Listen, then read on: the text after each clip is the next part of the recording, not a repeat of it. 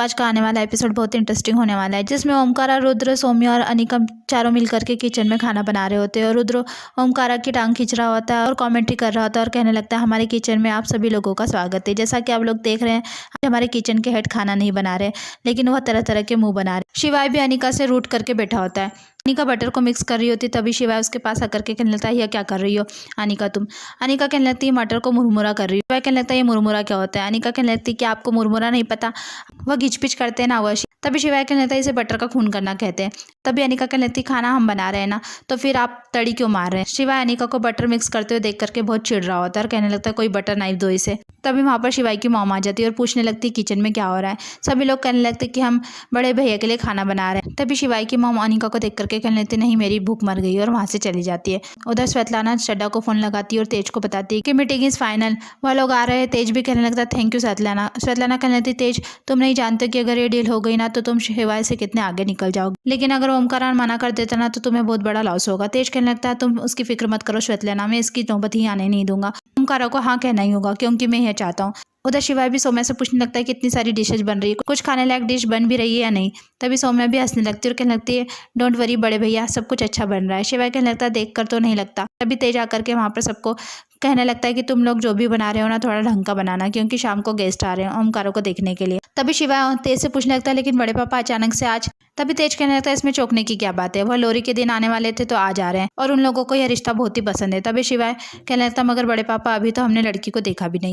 तभी तेज कहने लगता है, मैंने डिसीजन ले लिया है। और ओमकारा से कहने लगता है, और हाँ तुम्हारा जवाब भी हाँ में ही होना चाहिए, वैसे भी तुम्हारी वजह से मैं बहुत बेइज्जती सहन कर चुका हूँ, अब मुझे चड्डा के सामने और कोई ड्रामा नहीं चाहिए। और तेज वहाँ से चले जाता है। तेज के जाने के बाद ओमकारा शिवाय से कहने लगता है, मैं ये शादी नहीं करने वाला हूँ। शिवाय उससे रिलैक्स रहने के लिए कहता है। उसके बाद शाम को गेस्ट ओमकारा को देखने आ जाते हैं। मिस्टर चड्डा कहने लगते हैं, बस जैसे ही ओमकारा और सोनिया की एंगेजमेंट हो जाती है ना, तो उसके बाद हम डील साइन कर लेंगे और शादी होते ही एग्रीमेंट साइन कर लेंगे, और अब मिस्टर ओबराय आपको इंडिया का बेस्ट बिजनेसमैन बनने से कोई नहीं रोक सकता। तभी मिसेस चड्डा भी कहने लगती, तो फिर देर किस बात की, चट मंगनी और चट ब्याह कर लेते, अगर हम आए हैं तो अभी रोका भी करके जाते। मिस्टर चड्डा ओमकारा को बुलाने के लिए कहते। तभी रुद्र और शिवाय ओम को लेकर के वहाँ पर आ जाते हैं। तेज ओम को बताता है कि ओम, यह सोनिया है मिस्टर चड्डा की बेटी, जिससे तुम्हारी शादी होने वाली है। तभी ओमकारा गुस्से में कहने लगता है, मैं ये शादी नहीं करने वाला हूँ। ओम की बात सुनकर के सभी लोग उठ करके चौंक करके खड़े हो जाते हैं। तभी मिस्टर चड्डा तेज से कहने लगता है, यह सब क्या है मिस्टर ओबराय।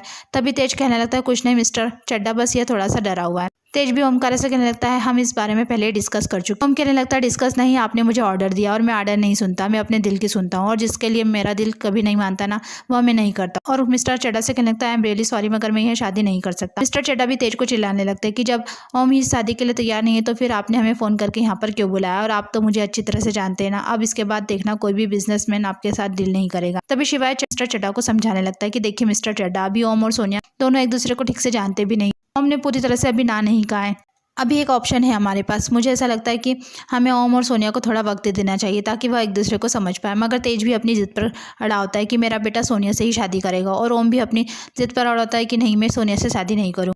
यह सुनकर के मिस्टर चड्डा वहाँ से जाने लगते हैं। तभी तेज उन्हें रोक करके कहता है, आप रुकिए मिस्टर चड्डा, मैं बात करता हूँ। और ओम से कहने लगता है, मैंने डिसीजन ले लिया है, तुम ये शादी करोगे मतलब करोगे। लेकिन ओम मना करता है कि मैं ये शादी नहीं करने वाला हूँ। तभी जानवी भी आकर के तेज को समझाने लगती है और कहने लगती है, मैं बात करती हूँ ओम से, ओम को मैं समझाती हूँ। लेकिन तेज जानवी को गुस्से में धक्का दे देता है और रुद्र से संभालता है। तेज कहने लगता है, तुम ये शादी करोगे मतलब करोगे ओम। तभी मिस्टर चड्डा कहने लगते हैं, एक मिनट ओबराय, जब आपका बेटा इस शादी से खुश नहीं तो मेरी बेटी को कैसे खुश रख सकता है, और मेरी बेटी की खुशी से बढ़कर यह डील नहीं है मेरे लिए। मिस्टर चड्डा सोनिया को लेकर के जाने लगते हैं।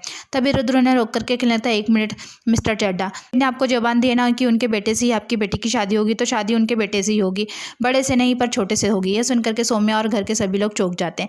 रुद्र कहने लगता है, मैं रुद्र सिंह ओबराय आपकी बेटी सोनिया से शादी करने के लिए तैयार हूँ। तभी सौम्या को रुद्र का अपने साथ शादी करना याद आने लगता है। तभी तेज कहने लगता है, मिस्टर चड्डा, अगर एक सिक्का खोटा निकला तो क्या हुआ, मगर मेरा छोटा बेटा रुद्र तो शादी के लिए तैयार है ना, और यह शादी इंडिया की बेस्ट शादी होगी। मिस्टर चड्डा भी कहते तो ठीक है, हम खाली रोका करना चाहें। मिस्टर चड्डा के जाने के बाद सभी लोग रुद्र को समझाने लगते हैं। ओमकारा भी कहने लगता है, तूने शादी को मजाक समझ के रखा है क्या रुद्र। शिवा भी कहता है, अभी तो तेरी पढ़ाई भी खत्म नहीं हुई, तू शादी नहीं करेगा।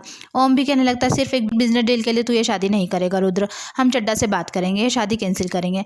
रुद्र भी कहने लगता है, आप लोगों के लिए मैं छोटा जरूर हूँ, लेकिन अब मैं बच्चा नहीं रहा, और आप दोनों ने इस फैमिली फैमिली के लिए कितना कुछ किया है ना, नहीं मैं ओम को झुकते देख सकता हूँ, नहीं पापा को टूटते हुए देख सकता हूँ। एक शादी पापा की जिद और ओम की ज़िंदगी को बचा सकते हैं। मुझे शादी करना ही तो आज क्यों नहीं। तभी जानवी वहाँ पर आकर के रुद्र को समझाने लगती है कि मुझे पता है मेरा बेटा रुद्र इतना बड़ा हो गया, मगर शादी एक बहुत ही बड़ा डिसीजन है बेटा, इसलिए शादी के डिसीजन ऐसे नहीं लिए जाते, सोच समझ कर लिए जाता है। ये सुनकर के तेज जानवी को डांटने लगता है और कहने लगता है यही तो तुम्हारी प्रॉब्लम है ना जानवी, तुम हमेशा मेरे बेटे को भड़काती रहती। जब आज मेरे बेटे रुद्र ने शादी के लिए हाँ कर दिए तो तुम उसके दिमाग में डाउट डाल रही हो और दोनों आपस में लड़ने लगते हैं। तभी शिवाय कहने लगता बस आपस में लड़ने की बजाय इस बात का सॉल्यूशन सोचो कि इस झमेले से दूर कैसे निकला जाए।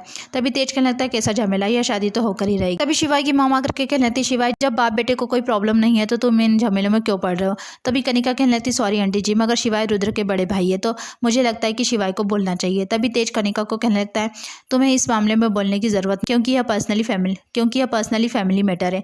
कनिका कहने लगती देखिए अंकल जी, मुझे ऐसा लगता है कि इस वक्त रुद्र को सही सलाह की जरूरत है, तो मुझे लगता है कि शिवाय बड़े भाई होने के नाते वह सलाह दे सकते हैं, जिंदगी को बना भी सकती है और रायता फैला भी सकती है। इसलिए मुझे ऐसा लगता है कि रुद्र को इतना बड़ा फैसला जोश में आकर नहीं लेना चाहिए। रुद्र भी कहने लगता नहीं भाभी मैं ये शादी करूंगी। अनिका भी समझाने लगती कि रुद्र देखो फैसला लेना आसान है लेकिन उसे जिंदगी भर निभाना बहुत मुश्किल है। अभी शिवाय की मॉम अनिका को डांटने लगती और कहने लगती तू इस घर के मामले में बोलने वाली होती कौन है, बस एक बार तेरा तलाक हो जाए ना शिवाय से तो फिर देखती हूँ इस घर में कैसे रहती है तू।